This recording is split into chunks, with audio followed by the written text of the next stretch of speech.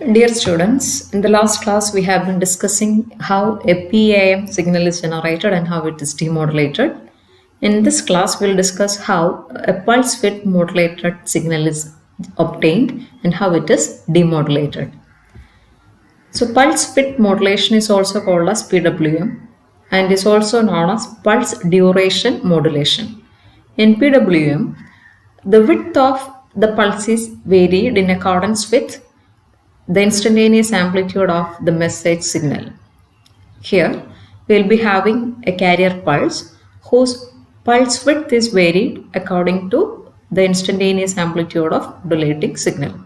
That means if pulse amplitude is increasing, the pulse width will increase. If the message signal amplitude is increasing, the width of the pulse will increase. If the message signal amplitude is decreasing, the pulse width will decrease.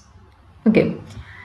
In this case, after modulation, the amplitude will remain a constant. The amplitude of the pulse will remain a constant. Okay. Since the amplitude is remaining a constant, PWM is less affected by noise. Now see how a PWM signal is generated. Now for obtaining a PWM waveform, we use a voltage comparator.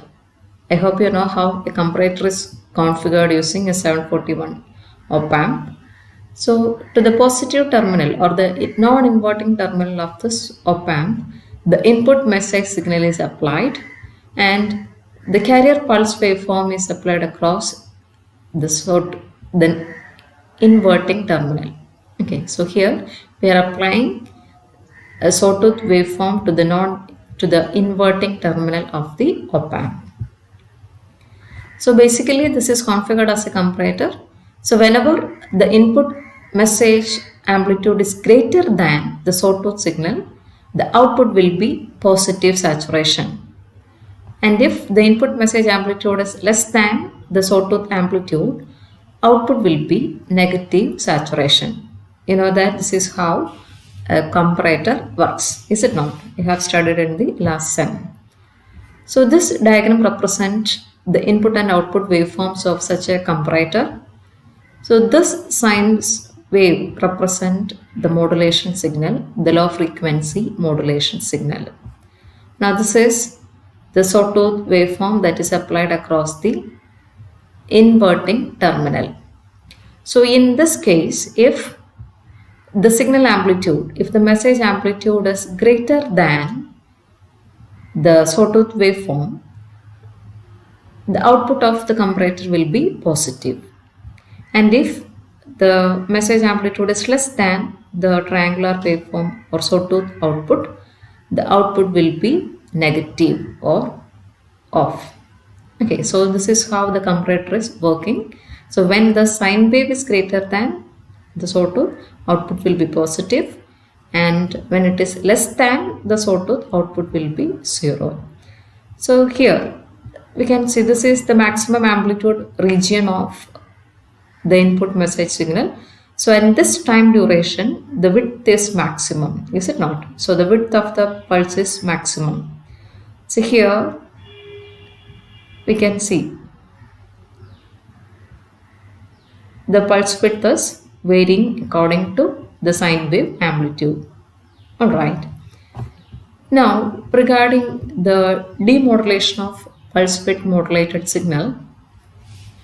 So in pulse width demodulation, actually the PWM signal has to be converted into a PAM signal first, and thereafter this PAM signal is first demodulated with the help of a low pass filter.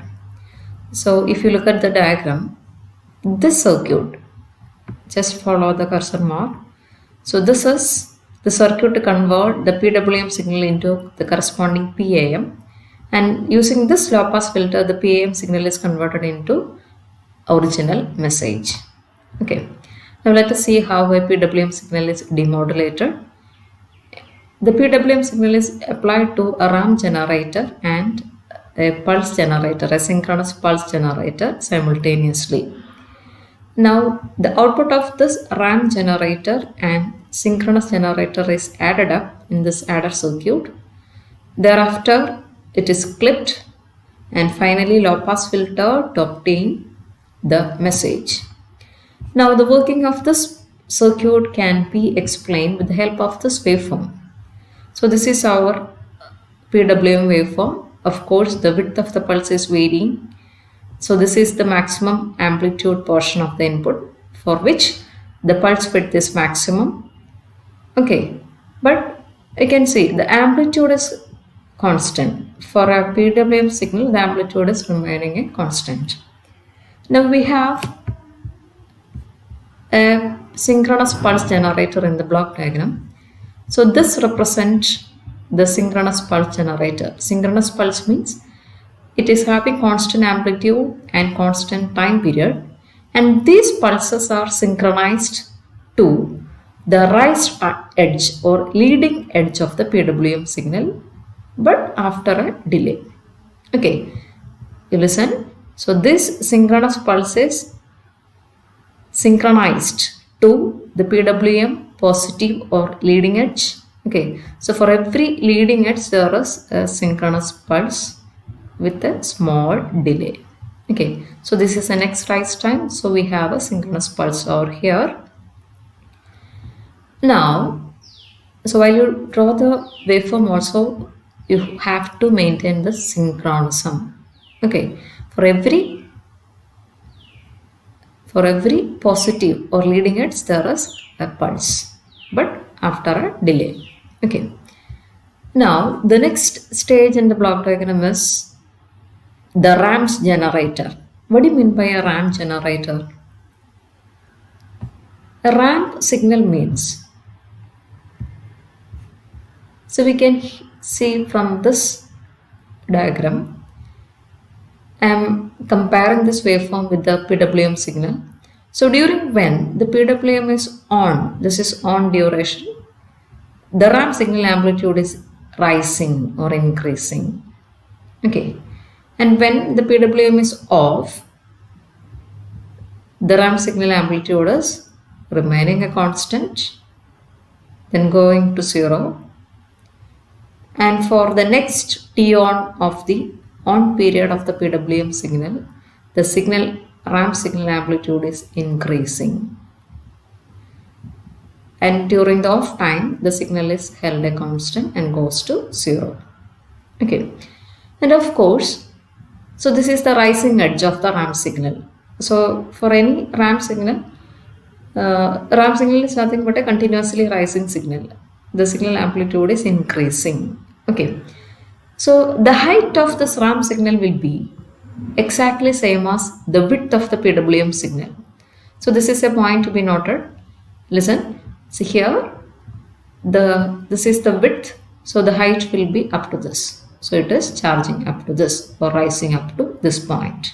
Okay, so for the next pulse over here, so this will be the width, so the ramp signal is increasing up to this point, likewise.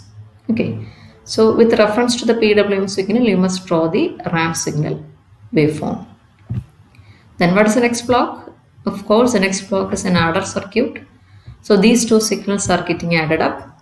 So these two waveforms are getting added up here.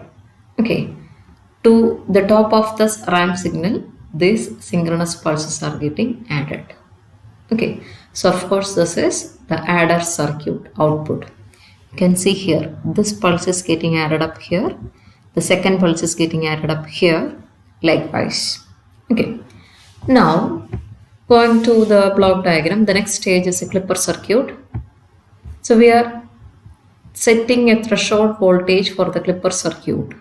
So whatever be the voltage below this threshold voltage, I have represented the threshold voltage with the help of this dotted line.